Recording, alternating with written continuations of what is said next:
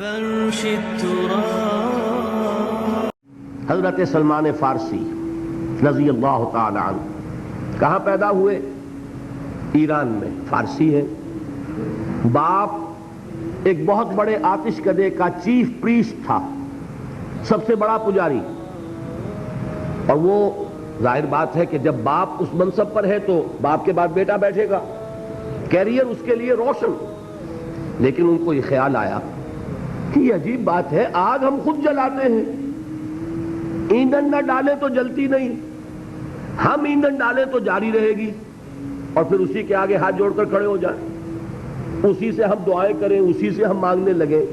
یہ تو بڑی بے وقوفی کی حرکت ہے، میں اس کو کرنے کے لیے تیار نہیں۔ آپ کو معلوم ہے he left his house, he left his country، گھر چھوڑا، ملک چھوڑا، کہاں گئے؟ شام۔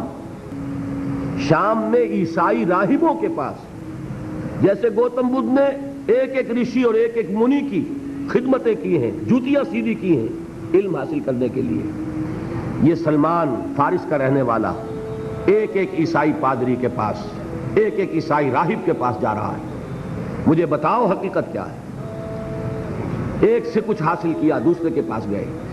اب آخری جو شخص تھا وہ بہت نیک، بہت زاہد، بہت عالم، بہت عارف شخص، چونکہ آپ کے علم میں ہے کہ اس وقت تک جب تک حضور پر وحی نازل نہیں ہوئی تو دین کون سا تھا؟ دین عیسوی، اور وہ دین عیسوی کے ماہر اور بڑے ہی ایسے روحانی طور پر اعلیٰ مقام پر فائز راہب موجود تھے۔ حضور کو بچپن میں پہچانا ایک راہب نے، بحیرہ راہب، پہچانا کہ نہیں پہچانا؟ اسی طرح کا یہ راہب تھا کوئی شخص۔ جب اس کی موت کا وقت آیا، حضرت سلمان فارسی پوچھتے ہیں کہ اب آپ مجھے کس کے حوالے کر رہے ہیں؟ میری تو وہ علم کی پیاس ابھی بجھی نہیں ہے۔ وہ شخص کہتا ہے میرا علم یہ مجھے بتا رہا ہے کہ نبی آخر الزماں کے ظہور کا وقت اب قریب ہے۔ تمہارے اندر جو یہ پیاس ہے علم کی، یہ تو انہی کے دامن میں پہنچ کر اس کو سیری حاصل ہوگی، اور میرا علم مجھے بتاتا ہے کہ جنوب کی طرف کھجوروں کی سرزمین میں ان کا ظہور ہوگا، لہذا قسمت یاوری کرے گی، بسم اللہ کرو، ادھر کا رخ کرو۔ ادھر اس راہب کی آنکھیں بند ہوئیں، ادھر انہوں نے سفر شروع کیا عرب کا، ایک قافلے کے ساتھ شریک ہو گئے۔ قافلے پر ڈاکوؤں کا حملہ ہوا، گرفتار کر لیے گئے۔ گرفتار کرنے کے کیا معنی؟ غلام بنا لیے گئے، غلام بنا کر بیچ دیے گئے۔ لیکن خریدار کون تھا؟ مدینے کا ایک یہودی، یہ ہے طلب صادق، کشاں کشاں چاہے غلام کی حیثیت سے جا رہے ہیں مدینے، قسمت جو ہے یاوری کر رہی ہے۔ بظاہر یہ ہے کہ لوٹے گئے، غلام بنا لیے گئے، مدینے پہنچ گئے۔ حضور ابھی تشریف نہیں لائے، ابھی مکے میں ہے، لیکن خبریں آ رہی ہیں کہ مکے میں کسی نے دعویٰ کیا ہے نبوت کا۔ اب یہ منتظر ہیں، جا سکتے نہیں کہ غلام ہیں، آزاد تو ہے نہیں کہ اپنی مرضی سے موو کریں۔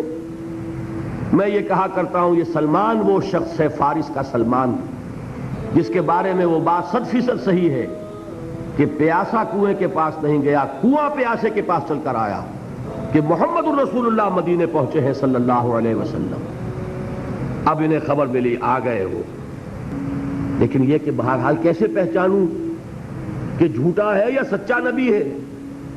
میرے لیے کیا پہچان ہے؟ راہب سے ایک سوال کیا تھا، اس نے کہا تھا دیکھو ایک پہچان میں تمہیں بتا دیتا ہوں، وہ صدقہ اور خیرات قبول نہیں کریں گے، ہدیہ قبول کریں گے۔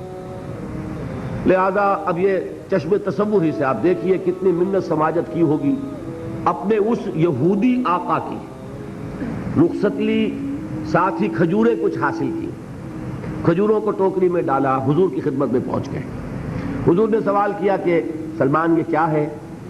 عرض کیا یہ صدقہ ہے، میں آپ کے لیے لایا ہوں۔ آپ نے فرمایا نہیں، صدقہ یہ غربا کا حق ہے، تقسیم کر دو، میں صدقہ نہیں دیتا۔ کچھ دنوں کا بیچ دے کر پھر وہی کام کیا، پھر کچھ کھجوریں لے کے حاضر ہوئے۔ کیا ہے؟ یہ ہدیہ ہے، آپ کی خدمت میں میں پیش کر رہا ہوں۔ فرمایا ہاں ہدیہ میں قبول کرتا ہوں۔ فوراً ایمان لائے، قدموں میں گر گئے۔ اب آپ بتائیے کہاں سے کہاں سلمان پہنچا ہے؟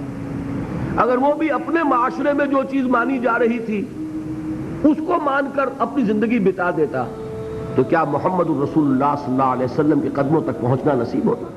نشہد ان لا الہ الا انت نستغفرک ونتوب الیک. هي الحلقات تحفظني بآيات من